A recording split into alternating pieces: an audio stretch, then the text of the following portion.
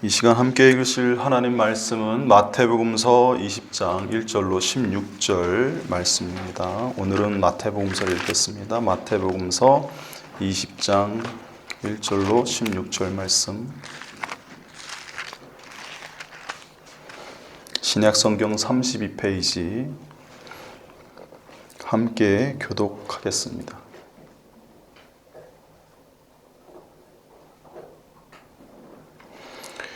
천국은 마치 품꾼을 얻어 포도원에 들여 보내려고 이른 아침에 나간 집주인과 같으니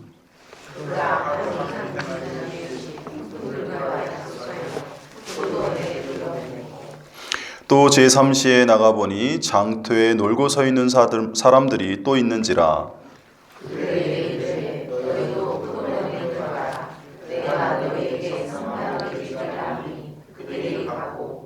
제6시와 제9시에 또 나가 그와 같이 하고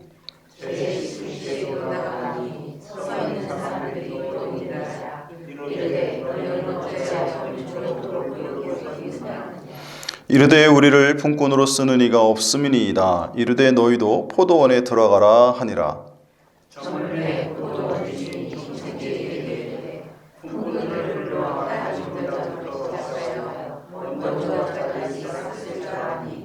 제11시에 온 자들이 와서 한 데나리온씩을 받거늘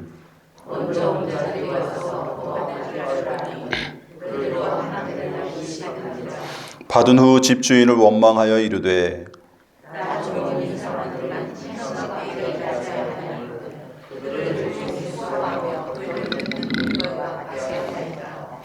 주인이 그 중에 한 사람에게 대답하여 이르되 친구여 내가 내게 잘못한 것이 없노라. 내가 나와 한 데나리온의 약속을 하지 아니하였느냐.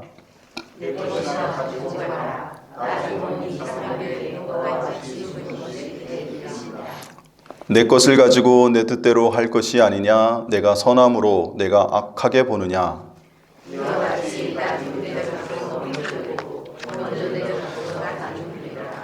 아멘. 할렐루야. 오늘은 감사를 잃어버리지 말라 하는 제목으로 하나님 말씀 증거하고자 합니다. 추수감사절을 앞두고 이번 주 다음 주 감사를 주제로 하나님 말씀 좀 살펴보고자 합니다. 오늘 말씀에서 예수님께서는 어느 포도원에서 일어난 주인과 노동자 사이의 임금쟁이를 비유로 설명하시고 있는 걸 볼 수 있습니다. 어느 포도원에 할 일이 좀 많이 있었던 것 같습니다. 그래서 주인이 이른 아침부터 노동시장이라고 할 수 있는 장터에 나가서 일꾼을 불러줄 주인을 찾는 그런 과정 속에서 주인을 만나서 그들이 이제 일꾼으로 채용되는 그런 그 장터가 있는데 그곳에 가서 이 주인이 일찍 가서 포도원 일꾼들을 불러옵니다. 그리고 그 계약을 할 때 보니까 하루에 한 데나리온씩 주기로 약속을 하고 데려와요. 그러니까 여기까지 보면 아주 정상적인 과정이고 또 전혀 문제가 없습니다. 상호 합의하에 이루어진 근로계약이고 하루에 1데나리온이라는 것 자체가 그 당시로서는 이제 일반적으로 하루 노동 품삯에 해당하는 부분이기 때문에 적당한 계약이라고 할 수가 있죠. 그렇기 때문에 이때 주인이 더 이상 품꾼을 고용하지 않고 그냥 그날을 보냈으면 아무 문제도 없었을 그러한 상황인데 문제는 이 포도원 주인이 그 이후에도 계속해서 이 장터에 나가서 놀고 있는 사람들을 발견할 때마다 그 사람들을 데려왔다는 거예요. 그래서 성경에 보니까 제3시, 6시, 9시 그리고 마지막엔 11시에도 데려왔다고 하는데 이건 이제 유대 시간이니까요. 우리식으로 표현하면 오전 9시, 오후 12시, 또 3시, 5시에 이렇게 데려왔다는 거예요. 그리고 해가 저물기 전에 이제 저물 때쯤 해서 해가 저물기 전에 이제 품삯을 지급하는 거죠. 그러니까 오후 6시가 되기 전에 지급을 하는 거예요. 그러니까 마지막 제 11시에 온 사람은 오후 5시에 와가지고 1시간도 채 일하지 않고 품삯을 받는 그런 광경이 펼쳐집니다. 근데 이제 하루 종일 더위에 고생한 사람이나 1시간도 일하지 않은 사람이나 주인이 똑같이 품삯을 한 데나리온씩 주면서 이제 문제가 발생하는 거죠. 그래서 1시간 전에 온 사람 외에 그보다 일찍 온 모든 사람들이 들고 일어납니다. 그래서 이렇게 얘기하죠. 나중에 온 사람들이 1시간밖에 일하지 아니하였거늘 그들을 종일 수고하며 더위를 견딘 우리와 같게 하였나이다 라고 하면서 뭔가 불공평한 처사라고 이제 항의를 한 거예요.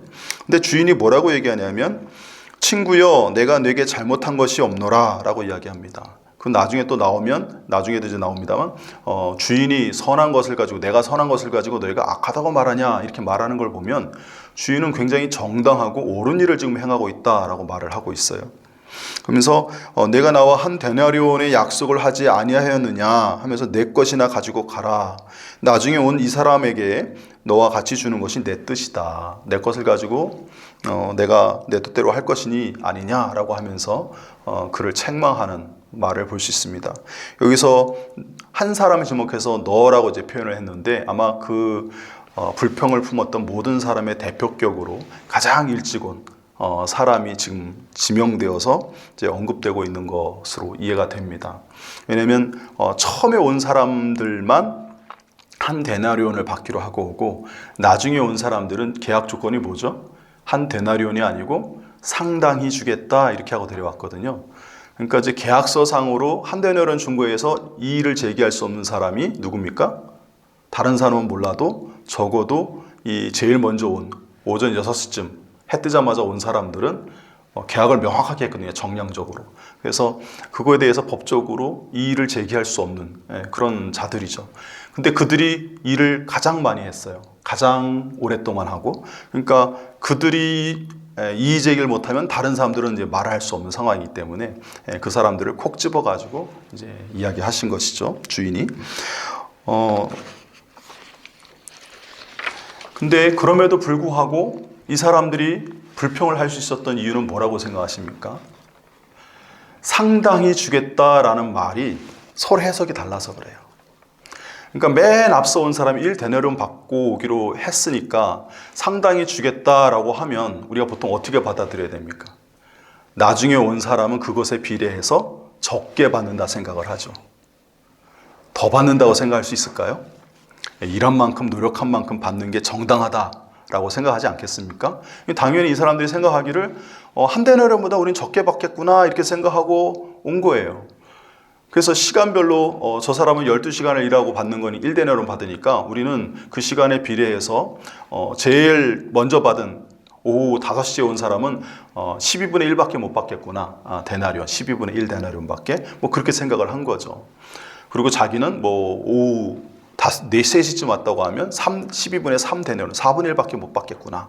뭐 이런 생각을 하고 있는데 놀랍게도 주인이 그날 기분이 되게 좋았는지 맨 나중에 온 사람들 먼저 주면서 1데나리온을 준 거예요. 그러면 갑자기 이제 기대치가 올라가죠. 저게 1데나리온이면 우리는 그거에 더해서 나머지 또 이렇게 더 플러스해서 좀 받겠구나. 뭐 나는 1.3데나리온 좀 받을까? 나는 2데나리온을 받을까? 뭐 이런 기대를 하면서 사람들이 기대하고 있는데 주어지는 게 이제 1데나리온인 거예요. 그러니까 법적으로는 아무 문제가 없으나 정서적으로 기대치가 실망으로 바뀌면서 갑자기 사람들이 이제 불평을 하기 시작합니다. 왜 저 사람에게는 은혜를 많이 베풀고 내게는 은혜를 조금 베풀고 저 제일 고생한 사람한테는 조금의 은혜도 안 베푸냐? 뭐 이런 불만이 생긴 거죠. 그러니까 사실 주인이 이걸 거꾸로 줬으면 아무 문제가 없었을 일이에요. 그러니까 먼저 온 사람부터 1데나리온씩 주고 보냈다고 생각해 보세요. 1데나리온 받고 갔어요. 제일 많이 일한 사람이. 그 다음에 9시 온 사람이 1데나리온 받으면 저 사람 1데나리온 받는다 주니까 되게 고맙게 느끼고 갑니다. 그럼 가면 갈수록 뭐예요? 감사함이 쌓이죠. 아마 주인이 자기 뜻대로 주려고 한다고 했을지라도 이렇게 거꾸로 줬으면 아무 문제가 없었을 일이에요. 물론 나중에 가서 소문이 퍼져가지고 항의할 수는 있을지 모르지만 그 자리에서 대놓고 주인 앞에 이렇게 대들 일은 생기지 않았을 거란 말이에요.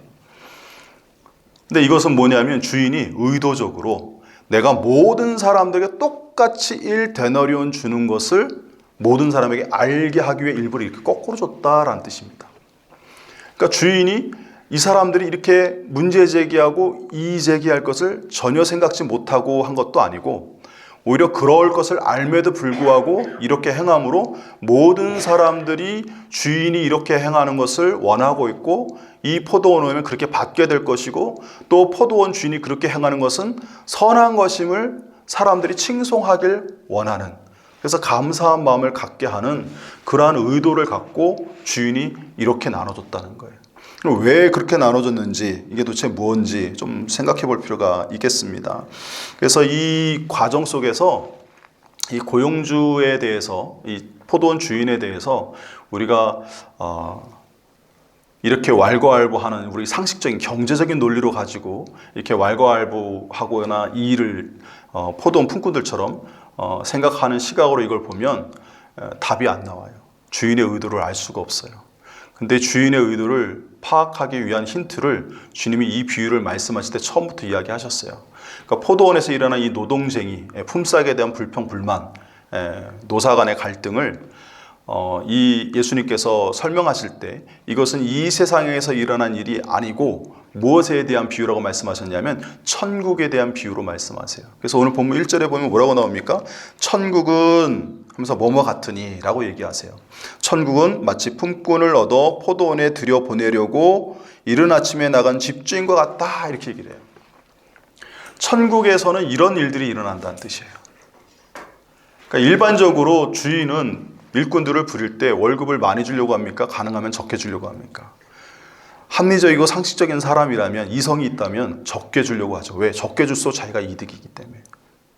그리고 일을 시키는 입장에서는 많이 일을 시키고 싶고 효율성을 높이고 싶고 열심히 일하길 바라죠. 반대로 일하는 사람 입장에서는 될 수 있으면 자기 몸 생각해서 다치지 않고 적당히 일하고 조금 일하고 그리고 많이 받고 싶어 해요. 그죠? 그게 일하는 사람과 일 시키는 사람의 어떤 다른 입장이죠. 그러니까 상식적으로 이 주인이 하는 행동과 이 품꾼들의 그 행동 중에 세상에선 누구의 말이 더 설득력이 있냐면, 제가 볼 땐 세상 사람들의 관점에서 보면 포도원 품꾼의 논리가 더 설득력이 있어요. 법적으로는 그랬다 할지라도 저 사람 많이 줬으니까 일한 만큼 비례로 주는 게 우선이잖아요. 그러니까 공평한 거, 그러니까 일한 만큼 대가를 받는 거, 이게 절대 진리로 놓고 주인이 더하여 주는 거, 은혜를 베푸는 건 그건 뭐 주인의 재량에 딸린 거고, 안 주면 할 수 없고 주면 감사한 건데, 일한 것과 상관없이 똑같이 주면서 누구에게는 은혜를 많이 베풀고 누구에게는 은혜를 조금 베풀면 그건 불평의 대상이 될 수 있다고 생각한다는 거예요. 근데 이것이 세상에서의 어떤 농장에서 일어난 일이 아니고 천국에 대한 비유라고 예수님이 말씀하셨기 때문에 이거는 경제 논리나 세상의 일반적인 합리성 이런 걸 가지고 따질 문제가 아니고 신앙의 관점으로 바라봐야 한다는 거예요. 일단 주인이 상당히 주겠다라고 하는 그 표현 자체가 첫 번째 온 사람 말고는 나머지는 다 상당히 주겠다라고 말을 했잖아요. 근데 그걸 가지고 아까 말씀드렸다시피 일꾼들은 일한 대가대로, 일한 대로 우리의 노동력에 비례해서 주겠거니라고 받아들였다는 거예요. 결국 그게 아니었다는 사실을 오늘 성경은 이야기하고 싶은 거예요. 천국은 지금 여기서 말하는 예수님이 말씀하자는 천국에 관련된 이 비밀은 일한 대로 똑같이 그에 비례해서 받는 게 아님을 이야기하고 계세요. 보통 하나님은 공의의 하나님이라고 말씀하시잖아요. 공의의 하나님. 그죠? 공의의 하나님이시기 때문에 공평하고 정의롭게 행하실 것을 우리가 기대합니다. 누군가를 특별히 더 총애하거나 누군가를 더 특별히 차별하면 하나님의 성품이 아니죠. 그렇기 때문에 이 말씀이 쉽게 이해가 안 될 수가 있어요. 근데 오늘 포도원 품꾼의 이 항변을 무색하게 할 만한 포도원 주인이 생각하고 있는 그 기준은 절대 명제로서 절대 선에 해당하는 것임을 예수님은 이야기를 하십니다. 내가 선을 행하는데 네가 악하다고 말하냐라고 하고 있거든요. 왜 그렇게까지 주님이 강조하시고 주인의 행위를 선하다고 말할 수 있다라고 주님이 이야기하시냐면 그것을 이제 오늘 신앙의 관점에서 이제 살펴보려고 하는 겁니다. 일단 주인이 일하는 방식을 보면 주인은 열심히 일하거나 또는 많이 일해서 효율성을 또 높이거나 뭐 이런 사람들을 선호하기보다 좀 다른 일꾼을 선호하는 것 같아요. 여러분들이 누군가를 고용할 때 기준이 있잖아요. 면접 볼 때. 그죠? 일 잘할 수 있는 사람, 거기에 필요한 능력이 있는 사람, 그리고 나를 위해서 열심히 최선을 다해줄 수 있는 사람을 뽑고 싶지, 대충 설렁설렁 일하거나 조금 일할 사람을 뽑고 싶은 사람은 아무도 없을 거예요. 그죠? 근데 이 주인은 9시에도 나가고 12시에도 나가고 3시에도 나가고 5시에도 나간 걸 보면 일을 많이 하거나 효율적으로 잘하거나 열심히 하는 그런 것에는 별 관심이 없는 것 같아요. 일꾼 뽑는 기준 자체가 적어도 이때는. 그죠? 만약에 그런 게 효율성이나 일 많이 하는 게 기준이었으면 나중에 사람들은 뽑지 않았어야 돼요. 아침 일찍 온 사람들만 뽑았어야 그게 맞는 거죠. 근데 그러지 못할 만한 피치 못할 뭔가 사정이 있기 때문에 너무나도 급하니까 그 사람들까지 이제 끌어들인 거죠. 일반적으로. 그리고 그러한 사람들을 선택할 때 이 주인이 갖고 있는 기준이 뭔가 보면 오늘 비유 속에 나와서 비교 대상이 될 수 있는 건 뭐밖에 없습니까? 일한 시간밖에 없어요. 그 사람의 능력이 어떤지, 그 주인과의 관계가 어떤지, 또는 그 사람이 얼마나 열심히 일하려는 태도를 갖고 있는지, 이런 것들은 전혀 언급이 안 되고 있기 때문에 그런 것들은 고려 대상이 아니에요. 근데 시간과 관련해서 비례해서 지금 뽑은 것도 아니면 임금을 준 걸 통해서 알 수 있습니다. 그러니까 주인이 다른 목적으로 뽑았다는 거예요. 이 사람들을. 다른 기준을 가지고. 그게 뭐냐 하는 거죠. 여러분들은 무엇 때문에 그렇게 했으리라고 생각을 하십니까? 지금 주인이 사실 의도했던 건 뭐냐면 자신이 이렇게 은혜를 베풀므로 인해서 저 사람이 1데나리온을 받겠다라고 하는 것이 굉장히 강력한 의지를 갖고 지금 시행하는 거거든요. 그러니까 5시에 온 사람이든 3시에 온 사람이든 뭐 일찍 온 사람이든 1데나리온만큼은 꼭 내가 주겠다라는 의지가 되게 강해요. 왜 1데나리온을 주려고 했을까? 아까 말씀드렸다시피 그 당시 노동하는 사람들의 하루 품삯이 1데나리온이라고 그랬어요. 일반적으로. 그러니까 어디 가서 일을 하면 다 1데나리온을 받아요. 더 주는 경우도 있겠지만 일반적으로 1데나리온을 받아요. 근데 1데나리온을 받으면 그걸 가지고 어떻게 사용할 수 있냐면 그 당시에 물가나 이런 저런 것들을 고려할 때 한 가정이 그날 하루 2끼 정도 먹을 수 있는, 그날 일용할 양식을 구입할 수 있는 비용이에요. 그러니까 1데나리온보다 비율적으로 따져가지고 12분의 1밖에 못 버는 상황이 벌어지면, 오후 5시에 오는 사람이 시간에 비례해서 대가를 지불받으면 12분의 1을 받잖아요. 그러면 그 사람은 그날 먹을 수 있습니까? 없습니까? 아무것도 사 먹을 돈이 안 되는 거예요. 그럼 그와 그의 가족은 그날부터 다음 날까지는 사실 굶어야 되는 상황이에요. 돈은 받았지만 굶어야 되는 상황이에요. 아침 6시에 와서 일한 사람을 제외하고는 모든 사람이 다 그거 같은 거에 해당되는 거죠. 물론 한 끼 먹을 수 있는 사람도 있겠죠. 그렇지만 일용할 양식이 충분하지 않은 것은 분명합니다. 그러니까 주인이 지금 원하는 게 뭐냐면 지금 이 모든 사람들에게 일용할 양식을 주고 싶어 하는 거예요. 1데나리온이라는 의미가 그런 의미예요. 그렇기 때문에 자꾸 나가가지고 사람들이 장터에 놀고 있는 사람들을 데려온다고 그러잖아요. 그래서 그 사람들에게 물어보잖아요. 왜 놀고 있냐고. 일할 의지가 없냐 그랬더니 그게 아니라 우리를 써준 사람이 아무도 없어서 일하러 갈 수 없어, 돈을 벌 수가 없어, 굶을 수밖에 없는 상황임을 이야기해요. 그래서 주인이 긍휼히 여기는 마음으로 데려다가 시간은 얼마 못 쓰지만 1데나리온을 줘서 그들을 먹이겠다는 거예요. 일용할 양식을 안 먹으면 사람들이 어떻게 됩니까? 결국 그 생명이 보존이 됩니까? 죽습니까?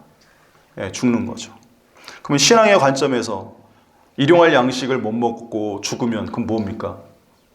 지옥 가는 거죠. 하나님 나라에 못 들어가는 것이고 영생을 얻지 못하는 것이고 구원받지 못하는 것으로 이해가 될 수 있어요. 근데 예수님이 천국 비유라고 얘기하셨잖아요. 그죠? 천국과 관련해서 사람이 죽고 사는 문제는 하나님 나라에 들어가냐 못 들어가냐의 문제예요. 근데 이것을 일한 만큼 비례해서 죽이려고 하면 나중에 온 사람은 받을 자격이 들어갈 수 있어요? 없어요. 영생을 얻을 수 있어요? 없어요. 처음부터 와서 일한 사람들의 논리대로라면 그 사람들은 그 1데나리온을 영생을 받을 자격이 없는 거예요. 근데 놀랍게도 이런 생각을 한 사람들이 그 당시에 많았어요. 특히 유대 종교 지도자들과 유대 지방에서 사는 많은 경건한 유대인들은 자기들보다 믿음 생활을 엉터리로 하는 갈릴리 사람들이라든가 또는 죄인 중에 대명사로 불리는 세리나 또 다른 죄인들, 그리고 심지어는 혼혈 백성인 사마리아 사람들, 그리고 개에 비유했던 이방인들은 절대로 구원의 대상이 아니다라고 봤어요. 하나님 나라에 그들은 들어가지 못한다라고 생각을 했어요. 근데 예수님이 그들과 어울리고 그들에게 하나님 나라 복음을 선포하고 내가 오늘 구원받았다 이런 얘기를 하시니까 이 사람들의 입장에서 볼 때 이스라엘 민족은 오래전부터 하나님의 백성으로 선택돼 가지고 그동안 수많은 시련과 많은 고난을 겪고 지금 막 성전 다시 세워가지고 하나님 잘 섬기겠다고 헤롯 성전 어마하게 짓느라고 60년 가까이 짓거든요. 헤롯 성전을. 60년이 넘게 짓는구나. 그렇게 지어가면서 엄청난 돈을 그 굶어가는 중에도 성전세 걷어가면서 이렇게 헌신하면서 이렇게 짓고 있고 힘쓰고 있고 애쓰고 있고, 뭐 우리가 알고 있는 바리새인들은 일주일에 이틀씩 금식하면서 이렇게 신앙생활에 열심히 노력하고 그래서 천국 간다고 믿고 있는데, 자기들이 볼 때 아까 언급한 갈릴리 사람들 이런 사람들은 굉장히 세속화되어 있었고 그 당시에 신앙에 열심을 낼 수도 없는 상황이었고요. 그리고 뭐 우리가 알다시피 이방인들이나 사마리아인들은 아주 원수처럼 이제 여기고 있던 그런 시대였기 때문에 그들에게 하나님 나라가 열려 있다라고 하는 것은 자기들에 대한 모독이라고 생각하는 거예요. 예수님이 그들과 함께 오면서 그들에게 복음을 전하고 그들에게 구원을 선포하고 이런 말씀을 하실 때 거기에 대한 반감이 어마어마한 거죠. 우리가 얼마나 이렇게 했는데 그들은 한 게 뭐가 있다고 그들을 구원합니까? 이게 오늘 본문의 사실 배경이에요. 근데 이 당시만 그런 게 아니고 오늘날도 사실 그런 생각을 가지시는 분들이 있을 수 있어요. 예를 들어서 교회에 중요한 임직을 세울 때, 장로님이나 권사님이나 이런 분들을 세울 때 정말 열심히 막 개척 초창기부터 헌신하고 수고하고 많은 것들을 헌신해서 정말 이렇게 충성하신 분과 이제 교회 온 지 좀 얼마 안 돼가지고 돈 좀 있다고 헌금 좀 했다고 또는 목사님하고 친하다고 자기 생각이에요. 자기 생각에 그렇게 보이는 사람을 나랑 똑같이 장로로 세워? 이렇게 하면, 또는 관수집사나 권사로 세워? 하면 사람들이 말로 드러내고 불평하는 사람도 있지만 속 마음속에 뭔가 섭섭함이나 상대적 박탈감에 의해서, 시기심에 의해서 그런 생각들을 할 수 있죠. 여러분들이 그렇다는 건 아니고 그럴 수 있다는 거예요. 그죠? 근데 그런 일들이 교회 내에 있기 때문에 임직을 세울 때마다 시끄러운 거 아닙니까? 근데 여러분들, 우리가 분명히 아셔야 될 게 뭐냐면 그 모든 평가는 하나님께 모든 주권이 있다는 사실을 아셔야 돼요. 내 것을 가지고 내 마음 내 뜻대로 하겠다는데 네가 무슨 상관이냐 하시는 이 하나님의 선언, 절대 주권이 하나님께 있어요. 우리가 그 사실을 아셔야 됩니다. 그리고 우리가 한 가지 먼저 믿고 많이 헌신한 것 자체가 일단 기본적으로 어떤 의미냐면, 지금 만약에 그 제일 일찍 온 사람들이 또는 9시에 온 사람들이 그때 주인을 만나가지고 포도원에 와서 일을 하지 않았으면 그 사람들은 나중에 온 사람들처럼 어떤 마음을 가지고 그날을 보내야 되냐면, 오늘도 우리가 굶는구나, 어디서 내가 일을 할까, 막 전전긍긍하면서 이 일용할 양식이나 미래에 대해서 두려움과 걱정 속에서 그날을 보내야 되는 거예요. 근데 아침 6시에 온 사람은 가장 많이 와서 먼저 일찍 일을 하긴 했지만 어떤 마음으로 일할 수 있습니까? 모두가 굶고 일자리가 지금 없는 이 세상에서 나는 그래도 선택받아가지고 먼저 와서 일을 하는구나. 그날은 밥 먹을 걱정 안 하고 다음 날은 모르겠지만 어쨌든 적어도 내가 오늘은 가족들 앞에 뭔가 떳떳하게 가서 가장으로서 먹을 것을 사가지고 갈 수 있겠구나. 그 마음에 평안함이 있을 거예요. 감사함이 있고. 그리고 다른 사람들 제쳐주고 나를 먼저 선택해 준 거에 대해서 아마 감사한 마음으로 왔을 거예요. 그죠? 그러니까 그날 하루의 시간을 어떻게 보낸 거예요? 하루 종일 이 사람은 다행이다, 감사하다 하는 마음을 가지고 12시간을 보낸 거예요. 오후 12시쯤 온 사람은 뭐예요? 그 절반 정도의 시간을 감사한 마음으로 보내는 거예요. 오후 5시에 온 사람은 어떻게 했어요? 하루 종일 마지막까지도 장퇴 남아있었다는 건 뭐예요? 그만큼 절박하다는 거죠. 누가 오후 5시에 일꾼 시키러 옵니까? 근데 그리고 또 벌면 그 1시간 일해서 얼마나 벌겠어요? 근데 그거라도 벌겠다고 장퇴 남아서 마지막까지 발 동동거리면서 있는 그 삶의 그 사정을 우리가 한번 헤아려 보면, 여러분 같으면 어떤 삶을 원하시겠습니까? 처음부터 와가지고 그래도 하루 종일 평안히 지내는 게 낫지 않겠어요? 어떤 의미에서? 사람이 제일 힘든 게 스트레스 받고 불안하고 걱정되는 거잖아요. 그죠? 몸이 고달픈 것보다 마음이 고달픈 게 더 힘들잖아요. 제가 군대 가서 좋았던 게 뭐냐면 몸으로 때우는 게 너무 좋더라고요, 저는.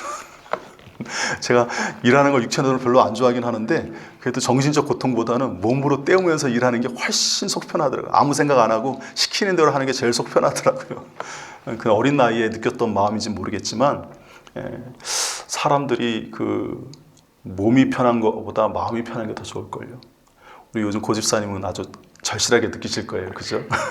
거기 끄덕끄덕 하시죠? 새로 직장에 적응하시느라고 어려운 일도 이렇게 익숙해지느라고 굉장히 힘들어 하시는데 몸은 고달퍼도 마음이 편한 게 훨씬 낫습니다. 월급은 적게 받아도 마음 편한 게 훨씬 낫습니다. 제가 우리 교회가 훨씬 좋은 이유가 그거예요. 큰 교회 가면 뭐 그것도 하나님 쓰시면 그렇게 갈 수 있겠지만 불러주지는 않았지만 어쨌든 되게 고달프거든요. 몸과 마음이. 근데 우리 교회에서 사역하면서 저는 늘 행복합니다. 그 부분에 있어서는. 그래서 그건 또 그 나름대로 감사함이 있죠. 어쨌든 우리가 신앙생활할 때 하나님 안에서 어렸을 때부터 부름받아가지고 세상에서 나 혼자 내 삶을 막 어떻게 살아야 돼 알지도 못하고 막 고민하면서 세속의 어떤 그 악함으로 또 보호받지 못한 상태에서 걱정 근심으로 보내는 삶과 어렸을 때부터 또는 젊었을 때부터 하나님께 부름받아가지고 뭐 하나님 위해서 헌신도 하고 고생도 하고 뭐 이렇게 이런 것들은 있을지 모르지만 그래도 하나님 주시는 평강과 은혜 속에서 또 올바른 믿음의 삶을 살아가는 그런 것에서 오는 또 우리 정당함, 뭐 의로움 이런 게 또 있잖아요. 위로가 있고 또 때때로 하나님의 돕는 은혜들을 체험하면서 그렇게 살아가는 모습이 나중에 거의 하나님 나라 갈 때쯤 돼서 세상에서 놀 만큼 놀고 뭐 이렇게 또는 뭐 어려움 속에서 뭐 겪고 온 사람도 있겠지만 그렇게 해서 예수 믿고 부끄럽게 구원받는 것보다는 훨씬 더 낫지 않을까. 제 개인적으로 그렇게 생각을 합니다. 여러분 같으면 어떤 삶을 선택하시겠습니까? 하나님 안에서 일찍 사는 게 좋은 삶이라니까요. 세상에서 방황하면서 막 새벽 예배도 안 드리고 막 그러면서 불안해하고 밤낮에 잠 못 자고 막 걱정하고 뭐 사람들 찾아가서 어떻게 해보려고 막 했는데 뭐 하는 일마다 안 되고 그런 것보다 하나님 안에서 기도하고 믿음 생활하고 헌신하고 수고하고 하는 게 훨씬 더 나은 삶임을 여러분 믿으시길 바랍니다. 그리고 오늘 비유에서는 구원 영생과 관련해서 말씀하셨기 때문에 이렇지 하나님이 공의의 하나님으로서 행한 대로 갚으시는 하나님 아니십니까? 소자에게 어린아이에게 냉수한 그릇 대접한 것도 결단코 상을 잃지 않겠다라고 말씀하셨거든요. 그러니까 오늘은 비유의 대상이 아까 말씀드린 그런 유대 종교 지도자나 그 당시에 유대 지방의 많은 경건한 유대인으로서 다른 사람들과 자신들을 똑같이 취급하는 것에 대해서 똑같이 구원이 주어지는 것에 대해서 오히려 그들이 더 예수님과 가까이 지내는 것에 대해서 불평불만을 토로하는 자들에게 주님께서 말씀하시는 것이거든요. 그래서 비유가 이렇게 그 부분을 강조했을 뿐이지 실제로 하나님 나라의 행위력이 있어서 행한 대로 갚으시고 상급을 주시고 면류관을 주신다는 약속이 분명히 있습니다. 그래서 충성하고 충성하면 하나님이 더 많은 은혜를 주실 것은 분명함을 여러분 분명히 알고 믿으시길 바랍니다. 다만 오늘 이것과 관련해서는 이 1데나리온은 생명과 직결된 부분이에요. 일용할 양식과 직결된 부분, 영생과 직결된 부분인데 이것에 있어서만큼은 하나님께서 행한 대로 주시는 게 아니라는 거예요. 구원에 있어서만큼. 그리고 우리가 엄밀히 아셔야 될 게 뭐냐면 아까 그 일꾼이 주인이 부르지 않았으면 나중에 온 사람과 똑같은 처지라 그랬잖아요. 사실 우리가 나중에 예수 믿는 사람이나 우리가 먼저 예수 믿지만 우리나 하나님의 보시기에 주인이 엄격한 기준을 가지고 뭔가 잣대를 가지고 이야기하면 그 기준에 합격할 자가 아무도 없는 죄인에 불과해요. 특히 천국에 들어가는 그 기준을 놓고 보면 스스로 천국에 들어갈 만한 의인이 이 가운데 누가 있습니까? 하나님은 아예 선언을 하셨죠. 모든 인생이 죄를 보면서 하나님 영광에 이르지 못했다고 명확하게 말씀하셨어요. 우리 스스로 자력으로는 우리의 죄 때문에 하나님 나라 들어갈 수 없고 영생을 얻을 수 없고 하나님 주신 은혜를 누리며 살 자격이 아무도 없습니다. 근데 먼저 불러주셔서 하나님의 품 안에서 살게 해주고 하나님 나라 안에 살게 해주신 것이 얼마나 감사한 일이에요. 그리고 구원을 확신을 갖고 살게 해주신 게 얼마나 감사한 일입니까?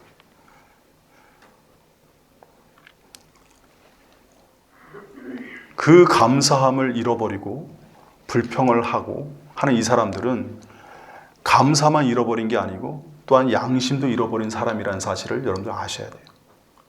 무슨 얘기냐면 지금 이건 구원 영생과 관련된 거잖아요. 지금 비유로 말씀하시면 천국에 대한 비유로 주님 말씀하셨기 때문에 그것은 명확한 거예요. 그러면 나는 구원받은 사람인데 저 사람들을 구원하는 것, 저 사람들이 일용할 양식을 얻어서 하루의 삶을 사는 것에 대해서 우리는 기본적으로 어떤 입장을 가져야 됩니까? 주인이 1데나리온을 주지 않으면 저 가정 굶는 거예요. 나를 제외한 모든 가정은 다 어느 정도는 굶어야 되고 불편함을 감수해야 되는 거죠. 그리고 그것이 지속되면 어떻게 되겠어요? 생존 자체가 불가능한 상황이 올 수도 있는 거죠. 그런 것을 뻔히 보이는 당시 상황에서 내가 정말 양심적이고 선한 사람이라면 내가 좀 수고한 만큼 비례해 볼 때 내가 조금 은혜를 덜 받아서 뭔가 불평이 있을 수 있다 할지라도 어떤 마음을 가져야 됩니까? 기본적으로 내가 선하다면 주인이 저 사람에게 은혜를 베푸셔서 일용할 양식을 해결해 주신 것에 대해서 감사하게 여겨야죠. 주인의 선함과 자비하심을 찬양해야죠.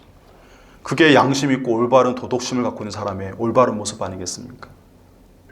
먼저 내가 하나님 나라에 구원받은 것에만 너무 당연하게 여기서 나중에 구원받거나 나중에 온 사람들이 대우받고 뭐 이렇게 잘 되는 것에 대해서 우리가 불평한다면 그것은 양심이 없는 거예요. 나뿐만 아니라 다른 모든 이들이 다 잘 되는 것이 이게 하나님의 기본적인 뜻이고 선한 양심을 갖고 있는 사람들이 취해야 할 마음 자세 아닙니까? 하나님이 우리에게 분명히 말씀하셨어요. 그죠?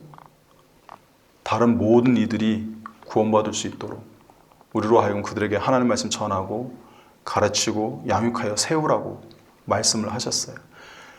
그리고 함께 동역해서 모든 일과 더불어 평화하라고 이야기하셨고 할 수 있거든 모든 이들에게 은혜를 베풀라고 하나님 말씀하셨고 우리가 저 주인처럼 하진 못해도 적어도 주인이 하는 일들을 반대해서는 안 되는 거죠. 누군가 자비를 베풀고 긍휼히 여겨주고 은혜를 베푸는 거에 대해서 불평하면 안 되죠. 물론 상대적 비교를 하면 좀 내가 좀 손해본 듯한 느낌은 받을 수 있어요. 그렇지만 엄밀히 얘기해서 그 은혜 자체를 받을 자격이 나를 비롯해서 모든 사람이 아예 없다니까요. 주인이 은혜를 베풀지 않았으면 나를 택해주지 않았으면 그 받을 자격이 아예 없다니까요.